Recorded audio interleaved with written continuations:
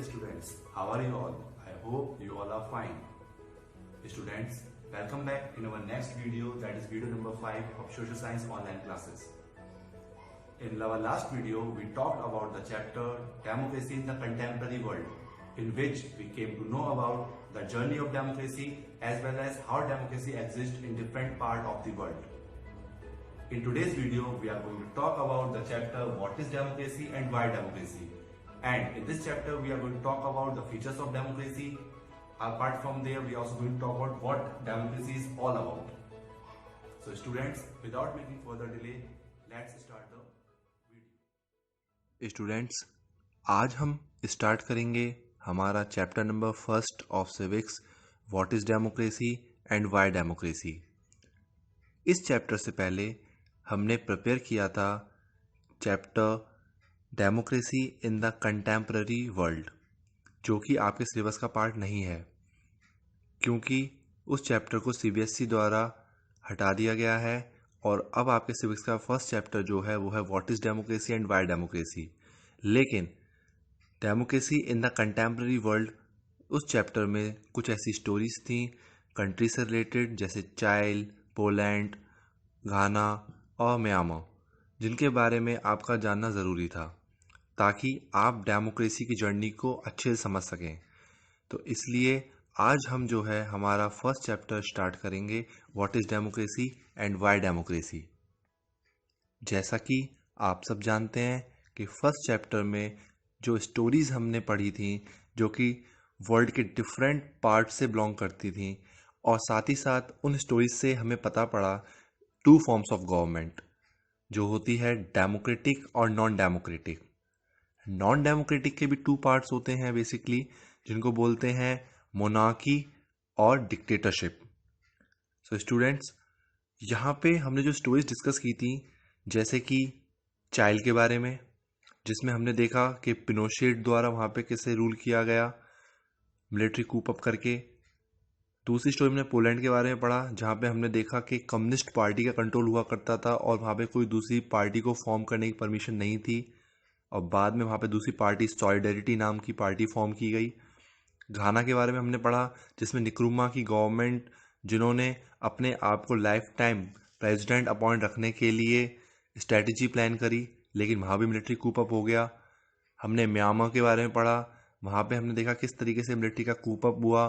बाद में आंग सान सू की की पार्टी द्वारा जो इलेक्शन हुआ, उस इलेक्शन में उनकी पार्टी जीती, लेकिन आर्मी को यह बर्दाश्त नहीं हुआ और उन्होंने आंग सान सू की के द्वारा जीते गए इलेक्शन को अनरिकॉग्नाइज्ड कर दिया।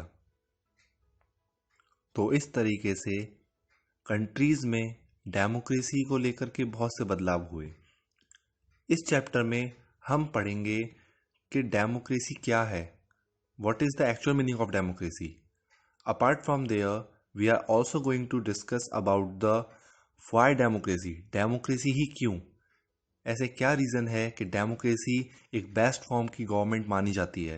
तो इस सब के बारे में हम इस चैप्टर में डिस्कस करेंगे। स्टूडेंट्स, ये हमारे टॉपिक्स हैं जो हम हमारे chapter what is democracy and why democracy में डिस्कस करने वाले हैं। यहाँ पे मैं इस चैप्टर के आपके लिए 2 वीडियोज़ बनाऊँगा। फर्स्ट वीडियो में हम डिस्कस करेंगे what is democracy, apart from their features of democracy, जहाँ पे हम पढ़ेंगे major decision by elected leaders, free and fair electoral competition, 1 person 1 vote 1 value, and rule of law and respect for rights. Second video में हम discuss करेंगे why democracy, जिसमें हम पढ़ेंगे आर्ग्यूमेंट्स अगेंस्ट डेमोक्रेसी और arguments in favour of democracy, और last में हम इस चैप्टर को बाइंड अप करेंगे with the broader meaning of democracy. तो चलिए स्टूडेंट्स, स्टार्ट करते हैं हमारा इस चैप्टर का फर्स्ट वीडियो। स्टूडेंट्स, डेमोक्रेसी एक ऐसा वर्ड है जिसको हम 6th class 7th 8th class हर क्लास में इसको हम पढ़ते चले आ रहे हैं, और इसकी एक कॉमन डेफिनेशन जो हमारे पास हमेशा से रही है, जो कि है democracy is a form of government in which the rulers are elected by the people. यानी कि डेमोक्रेसी एक ऐसी गवर्नमेंट का फॉर्म है जिसमें रूलर्स को उस कंट्री के सिटीजन्स द्वारा ही इलेक्ट किया जाता है, यानी कि हम अपने रूलर को खुद ही इलेक्ट करते हैं, जो कि डिक्टेटरशिप और मोनार्की में नहीं हो सकता, क्योंकि वहाँ पे जो रूलर्स होते हैं, मोनार्की के अंदर रूलर्स तो हिरार्किकल होते हैं, यानी कि राजा का बेटा ही राजा बनता है आगे जा करके। इसी तरीके से डिक्टेटरशिप में जिस भी पर्सन के पास पावर होती है, चाहे वो मिलिट्री का हेड हो या कोई अदर पर्सन हो, उस कंट्री का ऐसा पर्सन जिसके पास पावर थी या जिसने अच्छे प्लानिंग के जरिए अपनी पावर को इम्प्लीमेंट कर दिया फोर्सफुली, बिना किसी इलेक्शन के या बिना किसी सपोर्ट के प्रॉपर, यानी कि वहाँ के सिटीजन से उनको कोई सपोर्ट नहीं किया, उनके पास बस पावर थी और उन्होंने खुद को सेटअप कर लिया। तो इस तरीके से डेमोक्रेसी की डेफिनेशन हमको ये बताती है कि जहाँ पे गवर्नमेंट में वो पर्सन अपॉइंट होते हैं जिनको उस कंट्री के सिटीजन्स इलेक्ट करते हैं। लेकिन क्या ये डेफिनेशन सिर्फ इतनी ही तक सीमित है, या फिर हम कह सकते हैं कि क्या ये डेफिनेशन अपने आप में पूरी है, या डेमोक्रेसी को डिफाइन करने के लिए इनफ है? अगर हम बात करते हैं घाना के बारे में, तो जैसा मैंने आपको फर्स्ट चैप्टर में, यानी कि जो चैप्टर था democracy in the contemporary world, उसमें मैंने आपको बताया था कि किस तरह से निक्रुम्मा, जो कि वहाँ के फर्स्ट प्राइम मिनिस्टर बाद में प्रेसिडेंट बने थे, उन्होंने अपने आप को लाइफ टाइम प्रेसिडेंट बने रहने के लिए प्रॉपर एक प्लानिंग करी। वो बात अलग है कि बाद में मिलिट्री द्वारा वहाँ पे कूप अप कर लिया गया, लेकिन वह चाहते थे कि वो लाइफ टाइम प्रेसिडेंट रहें, और उनको तो इलेक्ट भी किया गया था। लेकिन अगर वो इस तरीके से लाइफ टाइम प्रेसिडेंट बने रहते, तो क्या ये एक डेमोक्रेटिक वे होता? इसका जवाब है नहीं। क्यों? क्योंकि डेमोक्रेसी की डेफिनेशन सिर्फ इतना ही नहीं कहती है कि वह पर्सन, यानी जो रूलर है, वो सिर्फ पीपल यानी वहाँ के सिटीजन्स द्वारा इलेक्ट किए जाएंगे। इसके अलावा भी बहुत सारे इंपॉर्टेंट फीचर्स होते हैं डेमोक्रेसी के, जिनको जानना बहुत ज़रूरी है। तभी हम डेमोक्रेसी को प्रॉपरली डिफाइन कर पाएंगे। सिर्फ इतने पॉइंट पे हम डिफाइन इसको प्रॉपरली नहीं कर सकते। तो आइए हम देखते हैं इसके फीचर्स के बारे में। पहला फीचर है the rulers are elected by the people, यानी कि डेमोक्रेसी में जो रूलर्स होते हैं उनको वहाँ के सिटीजन्स द्वारा ही इलेक्ट किया जाता है।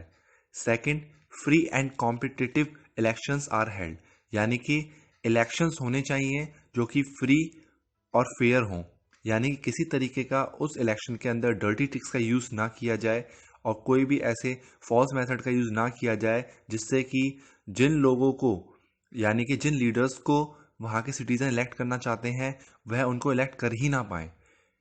Third, each adult irrespective of religion, education, caste, colour, wealth have one vote one value.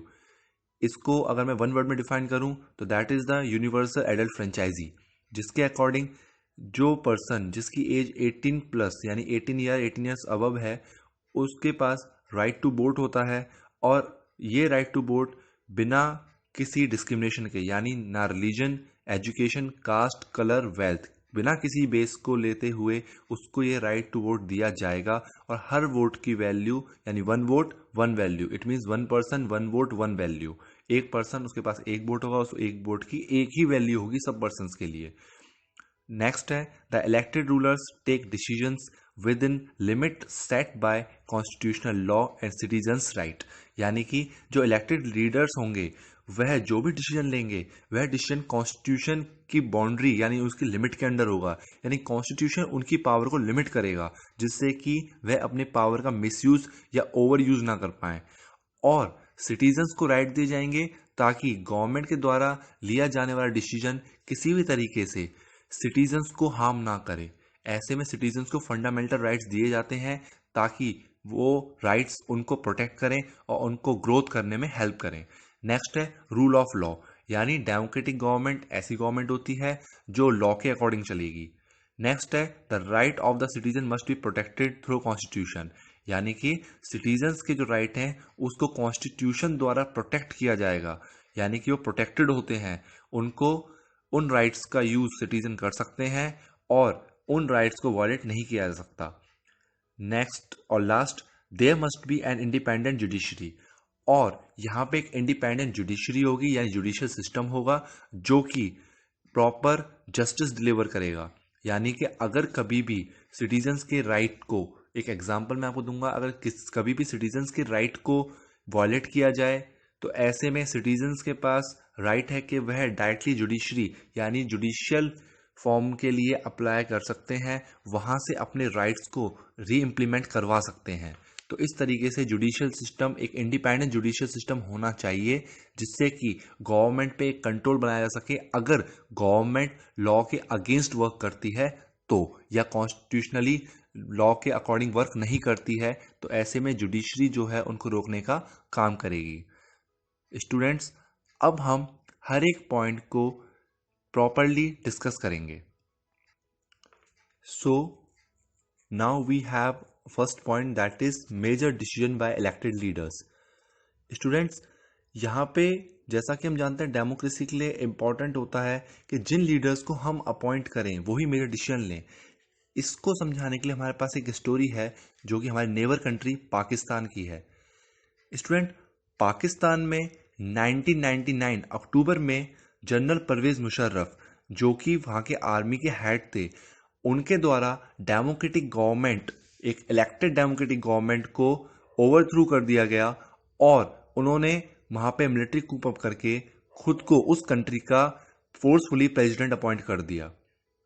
इसी के साथ ही साथ 2002 में उन्होंने एक रेफरेंडम पास किया, एक ऐसा रेफरेंडम यानी कि जो उनके फेवर में था, और उस रेफरेंडम के अकॉर्डिंग अपने आप को, अपनी प्रेसिडेंटशिप को 5 इयर्स तक के लिए एक्सटेंड कर दिया, जो कि एक रेफरेंडम जो कि माल प्रैक्टिसेस यानी कि डर्टी ट्रिक्स से बनाया गया था।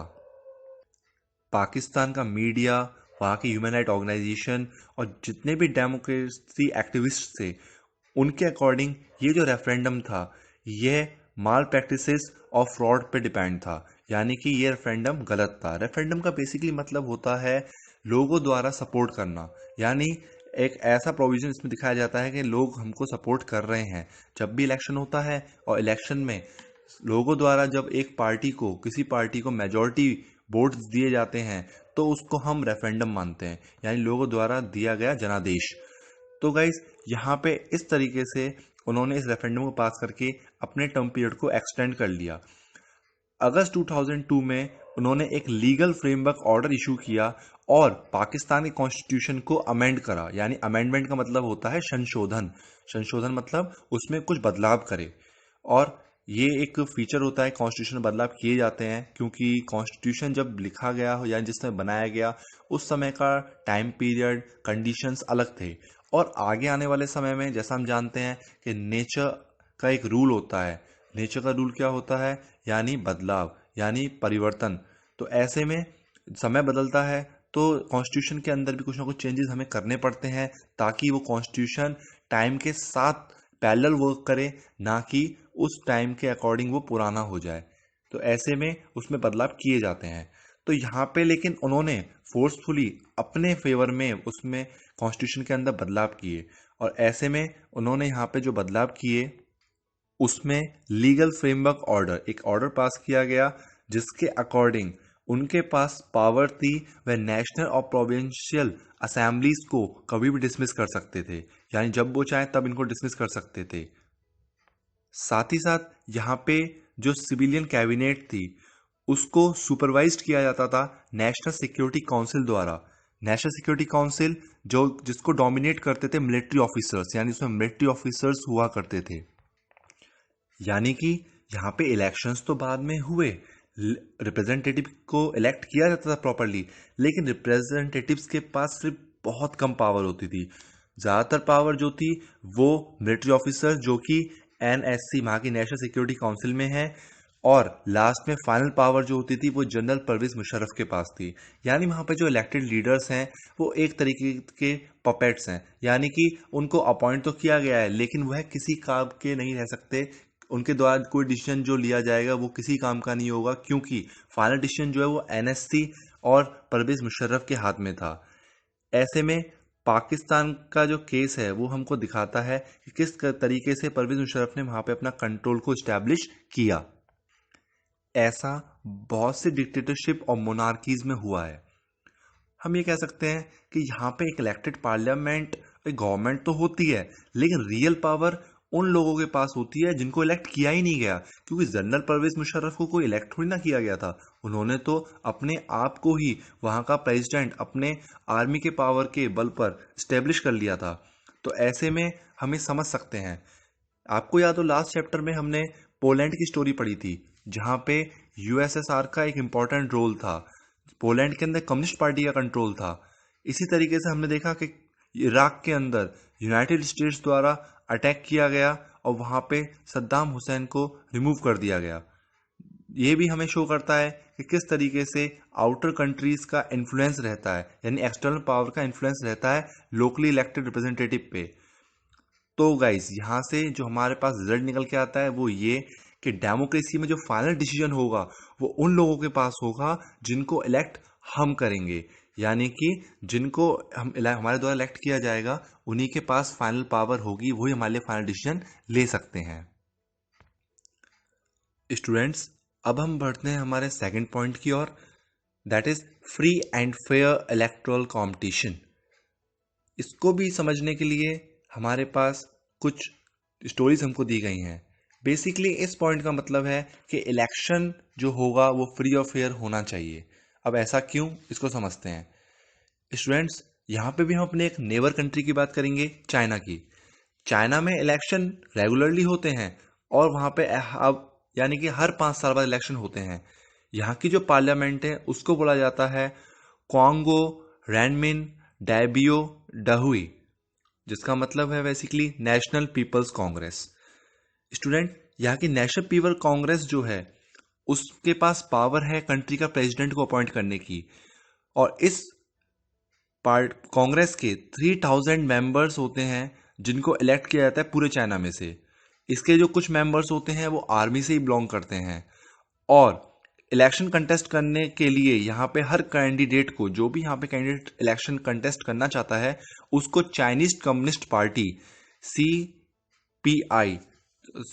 CCP से परमिशन लेनी होती है। और यहाँ पे ये जो CCP है यानी चाइनीज कम्युनिस्ट पार्टी है, उसके परमिशन के बिना कोई भी कैंडिडेट यहाँ पे इलेक्शन कंटेस्ट नहीं कर सकता। चाइनीज कम्युनिस्ट पार्टी के अलावा यहाँ पे 8 स्मॉलर पार्टीज भी हैं जिसका अलायंस चाइनीज कम्युनिस्ट पार्टी से ही है, यानी ओवरऑल कहा जाए तो यहाँ पे सिर्फ एक ही पार्टी है। और यहाँ पे जब भी इलेक्शन होगा उस समय कैंडिडेट को परमिशन लेनी पड़ेगी चाइनीज कम्युनिस्ट पार्टी से। यहाँ पे हमेशा गवर्नमेंट कम्युनिस्ट पार्टी की ही बनती है। 1930 में अगर हम बात करते हैं सेकंड स्टोरी की मैक्सिको के बारे में, जिसको इंडिपेंडेंस मिला था 1930 में, यहाँ भी आफ्टर 6 ईयर यानी हर 6 साल में यहाँ भी प्रेसिडेंट के इलेक्शन होते हैं, और कंट्री में कभी भी मिलिट्री और डिक्टेटरशिप रूल नहीं रहा। लेकिन यहाँ पे 2000 से हर इलेक्शन को सिर्फ एक ही पार्टी जीत रही थी, जिसका नाम है PRI। फुल फॉर्म है इसका इंस्टीट्यूशनल रिवॉल्यूशनरी पार्टी। वैसे तो इसका नाम IRP होना चाहिए था, लेकिन यहाँ पे इसका नाम PRI है। ओके स्टूडेंट्स, यहाँ पे अपोजिशन पार्टीज जो हैं वो इलेक्शन कंटेस्ट करती तो हैं लेकिन कभी जीत नहीं पाती। PRI के लिए माना जाता है कि यह पार्टी डर्टी ट्रिक्स का यूज करती है इलेक्शन जीतने के लिए, और इसके द्वारा जब भी इसकी मीटिंग होगी तो जितने भी गवर्नमेंट के ऑफिशियल्स हैं, एम्प्लॉयड ऑफिशियल्स, उनको पार्टी की मीटिंग में आना होगा। टीचर्स जो हैं, गवर्नमेंट स्कूल के टीचर्स, उनको कहा जाता था कि वो स्टूडेंट्स के पेरेंट्स को फोर्स करें ताकि वो PRI को वोट करें। मीडिया जो थी वो बड़े पैमाने पर जितने भी इलीगल एक्टिविटीज़ या फिर करप्टेड एक्टिविटीज़ पॉलिटिकल पार्टी, यहाँ की जो पार्टी है PRI, उसके द्वारा की जाती थी, उसको इग्नोर करते थे, यानी उसके बारे में नहीं बताते थे। मीडिया स्टूडेंट्स डेमोक्रेसी का 4th पिलर होता है, यानी कि जुडिशरी, एग्जीक्यूटिव, लेजिस्लेटिव के बाद 4th पिलर जो है वो है आपका मीडिया। अब मीडिया अपनी भूमिका नहीं निभाएगा तो ऐसे में ट्रांसपेरेंसी क्रिएट होना नामुमकिन है। तो यहाँ पे PRI द्वारा अपने कैंपेन पे, इलेक्शन कैंपेन पे बहुत पैसा इन्वेस्ट किया जाता था। इवन बहुत सारे चेंजेस ये लोग करते थे, डर्टी ट्रिक्स का यूज करते थे, जैसे कि लास्ट टाइम पे पोलिंग बूथ्स जो होते थे, इलेक्शन जहाँ पे वोट हम कास्ट करने जाते हैं, उन बूथ्स को चेंज कर देते थे, जिससे कि लोगों को वोट कास्ट करने में प्रॉब्लम होती थी। यानी जब वो नेक्स्ट डे वोट कास्ट करने जाते थे उनको दिखता था कि यहाँ तो वोटिंग के लिए पोलिंग स्टेशन है ही नहीं। इस तरीके के डर्टी ट्रिक्स का यूज यहाँ पे किया जाता था। तो इस तरीके से हमने देखा कि एक चाइना जहाँ पे सिर्फ एक ही पार्टी का रूल रहेगा हमेशा, क्योंकि यहाँ पे इलेक्शन हो रहे हैं, प्रॉपर इलेक्शन हो रहे हैं, लेकिन उन इलेक्शन का कोई मतलब नहीं। साथ ही साथ हमने पढ़ा मैक्सिको के बारे में, जहाँ पे सिर्फ एक ही पार्टी हमेशा से यानी 2000 से जीतती चली आ रही है, और वो जीत रही है क्योंकि वो डर्टी ट्रिक्स का यूज़ कर रही है। ऐसे में वहाँ के जो अदर पार्टीज है उनका कोई भी बेस नहीं रहेगा। तो इन दोनों स्टोरी से हम देखते हैं, क्या हम इनको डेमोक्रेटिक कह सकते हैं? नहीं, इनको हम डेमोक्रेटिक नहीं कह सकते, जबकि यहाँ पे इलेक्शन हो रहे हैं। क्यों? क्योंकि इलेक्शन हमेशा फ्री और फेयर होना चाहिए। फ्री और फेयर इलेक्शन का मतलब क्या है कि गाइस, जो गवर्नमेंट पावर में है, अगर वो अपने सिटीजन्स के लिए अच्छे से वर्क नहीं कर रही है, लॉ के अकॉर्डिंग वर्क नहीं कर रही है, कॉन्स्टिट्यूशन को फॉलो नहीं कर रही है, तो ऐसे में सिटीजन्स के पास पावर होनी चाहिए कि वह उस गवर्नमेंट को हटा के एक अच्छी गवर्नमेंट को सेटअप कर पाए। यानी जो रूलिंग गवर्नमेंट है वो इलेक्शन हार सके अगर वो अच्छे से काम नहीं कर रही है। अगर वह लॉ के अकॉर्डिंग वर्क कर रही है, अपने सिटीजन्स के लिए प्रॉपर वर्क कर रही है, तो उसको रीइलेक्ट किया जाएगा। लेकिन अगर वो अच्छे से काम नहीं कर रही है तो उसको इलेक्शन हार जाए। इसके ये तभी पॉसिबल है जब वहाँ पे फ्री और फेयर इलेक्शन होगा, वहाँ पे दूसरी पॉलिटिकल पार्टीज भी इलेक्शन के अंदर होंगी, और वहाँ पे मल्टी पार्टी या फिर एटलीस्ट 2 पार्टीज तो होनी ही चाहिए, ताकि कंपटीशन हो और सिटीजन्स के सामने एक फेयर चॉइस भी आ पाए। अब हम गाइस बढ़ते हैं हमारे नेक्स्ट पॉइंट की ओर। ओके स्टूडेंट्स, यहाँ पे हमारे पास जो पॉइंट है वो है 1 पर्सन 1 वोट 1 वैल्यू। यानी एक पर्सन, उसके पास एक वोट होना चाहिए, और हर पर्सन, सब पर्सन के पास जो एक एक वोट है उनकी वैल्यू इक्वल होनी चाहिए। यहाँ पे हमें समझना होगा, और इसके लिए हमारे पास भी कुछ पॉइंट्स हैं जो हमें प्रॉपरली बताएंगे इस पॉइंट का मतलब। देखिए, अगर हम बात करते हैं इस पॉइंट की, तो यहाँ पे बेसिकली यूनिवर्सल एडल्ट फ्रेंचाइजी को ही डिनोट किया गया है। यानी कि हमारे पास जो सिटीजन्स हैं उनके पास according to universal adult franchise के वे पर वोटिंग राइट्स होने चाहिए। अब बात ये आती है कि यूनिवर्सल एडल्ट फ्रेंचाइजी होती क्या है। इसका मतलब यानी कि हर सिटीजन जिनकी एज 18 या 18 प्लस है, उनके पास राइट टू वोट होना चाहिए, और बिना किसी डिस्क्रिमिनेशन के, चाहे वो रेस हो, colour, gender, okay, educational background या फिर इकोनॉमिकल बैकग्राउंड, ऐसे किसी भी तरीके या किसी भी वे में डिस्क्रिमिनेशन नहीं होना चाहिए, और उनको राइट टू वोट मिलना चाहिए। अगर मैं बात करता हूँ तो सबसे पहला कंट्री न्यूजीलैंड था, जिसने अपने कंट्री में यूनिवर्सल एडल्ट फ्रेंचाइजी को इम्प्लीमेंट किया था 1893 से। ओके, इंडिया, जब हमारे यहाँ पे कॉन्स्टिट्यूशन को अलाउ किया गया, इम्प्लीमेंट किया गया, तब से ही हमारे यहाँ पे यूनिवर्सल एडल्ट फ्रेंचाइजी को माना जाता है। लेकिन इसके अलावा कुछ कंट्री हैं जहाँ पे इक्वल राइट टू वोट को डिनाई किया जाता है, जैसे सऊदी अरेबिया। यहाँ पे वुमेन्स के पास राइट टू वोट है ही नहीं। एस्टोनिया की अगर मैं बात करता हूँ तो यहाँ पे जो सिटीजन हैं, यानी कि जो रशियन माइनॉरिटी से बिलोंग करते हैं, उनके लिए राइट टू वोट पाना बहुत मुश्किल है। फिजी की अगर मैं बात करूं तो यहाँ का इलेक्ट्रो सिस्टम बिल्कुल यूनिक है। यहाँ पे जो इंडिजीनियस फिजी, यानी कि जो फिजी के ही रहने वाले सिटीजन्स हैं, उनके पास तो, या जो फिजियन हैं, उनकी जो वोट की वैल्यू है वो इंडियन के कंपैरिजन में ज़्यादा है। जैसे मान लीजिए कि एक फिजी पर्सन की जो वोट की वैल्यू है वो इक्वल टू 2 इंडियंस, यानी 2 इंडियन एक जब वोट देंगे तब उनका दोनों का वोट मिलके 1, यानी एक वोट बनेगा, जबकि फिजियन के वोट एक रहेगा, यानी एक फिजियन इक्वल टू 2 इंडियंस। तो इस तरीके की वहाँ पे इम्प्लीमेंट की जाती है पॉलिसी। तो गाइज, इससे हमें समझ में आता है कि डेमोक्रेसी के अंदर हर पर्सन, हर एडल्ट सिटीजन, यहाँ पे एक एडल्ट सिटीजन को वर्ड का यूज किया जाएगा, यानी हर एडल्ट सिटीजन के पास 1 वोट वैल्यू होनी चाहिए, और हर वोट की 1 वैल्यू होनी चाहिए, यानी 1 पर्सन 1 वोट 1 वैल्यू। अब बढ़ते हैं स्टूडेंट्स हम नेक्स्ट स्लाइड की ओर। नेक्स्ट पॉइंट है हमारा rule of law and respect for rights. Students, यानी कि जो गवर्नमेंट, डेमोक्रेटिक गवर्नमेंट होगी, और जो डेमोक्रेटिक गवर्नमेंट होती है वह रूल ऑफ लॉ यानी लॉ के अकॉर्डिंग वर्क करती है। वो लॉ जो कि एनकेशन्ड है कॉन्स्टिट्यूशन के अंदर, और साथ ही साथ यहाँ पे सिटीजन्स के पास राइट्स होते हैं, और इन राइट्स की रिस्पेक्ट की जाती है। इस पॉइंट को अच्छे से समझने के लिए हमारे पास स्टोरी है, और ये स्टोरी है जिम्बाब्वे के बारे में। स्टूडेंट्स, जिम्बाब्वे ने 1980 में इंडिपेंडेंस गेन की वाइट माइनॉरिटीज से, यानी कि यहाँ पे यूरोपियन का रूल था, और इंडिपेंडेंस के बाद यहाँ पे एक पार्टी थी जिसका नाम था जानू पीएफ पार्टी। बेसिकली यह जो पार्टी थी, यहाँ पे इस पार्टी ने फ्रीडम स्ट्रगल में भी बहुत इंपॉर्टेंट रोल निभाया था और इसके लीडर थे रॉबर्ट मुगाबे। ये जो पार्टी थी स्टूडेंट्स, ये बहुत पॉपुलर थी और सबसे ज़्यादा ये पॉपुलर इसलिए हुई क्योंकि ये अनफेयर मीन्स यानी कि माल प्रैक्टिसेस का यूज़ करते थे इलेक्शन जीतने के लिए। रॉबर्ट मुगाबे जो थे, उन्होंने बहुत सारी अनफेयर प्रैक्टिसेस का यूज़ किया था इलेक्शन में और यहाँ पे जो अपोजिशन पार्टी थी उनके वर्कर्स को हैरेस किया जाता था, उनकी मीटिंग को डिसरप्ट किया जाता था, यानी उनको मीटिंग करने नहीं दी जाती थी। साथ ही साथ यहाँ पे देखा जाए तो अपोजिशन पार्टी के जो वर्कर्स होते थे उनको काम नहीं करने दिया जाता था। पब्लिक प्रोटेस्ट डेमोन्स्ट्रेशंस यहाँ पे इलीगल थे, यानी कोई भी गवर्नमेंट के खिलाफ यहाँ पे डेमोन्स्ट्रेशन नहीं कर सकता। साथ ही साथ यहाँ पे जो लॉ थे वह प्रेसिडेंट को क्रिटिसाइज नहीं करने देंगे, इस तरीके के लॉ बनाए गए थे। टेलीविजन रेडियो जो था वो गवर्नमेंट के कंट्रोल में था और पार्टी की ही तारीफें करता था। और इस तरीके से यहाँ पे जो न्यूज़पेपर थे वो भी इंडिपेंडेंट नहीं थे। गवर्नमेंट द्वारा जर्नलिस्ट को भी हैरेस किया जाता था जो भी उनके अगेंस्ट जाता था। गवर्नमेंट कोर्ट के जजमेंट को भी इग्नोर कर देती थी और वहाँ पे जो जज भी थे, मैक्सिमम जज जो थे वो गवर्नमेंट के प्रेशर में रहते थे। ये एक एग्जाम्पल है जिम्बाब्वे का, जहाँ पे हम देख सकते हैं कि रूलर जो है वहाँ का वो एक डेमोक्रेटिक वे में इलेक्ट तो किया गया, लेकिन उसने यहाँ पे कोई भी लॉ, कोई भी सिटीजन के राइट्स की रिस्पेक्ट नहीं की। इस केस में हम कहेंगे कि ये गवर्नमेंट डेमोक्रेटिक नहीं है, ये एक नॉन डेमोक्रेटिक हो गया।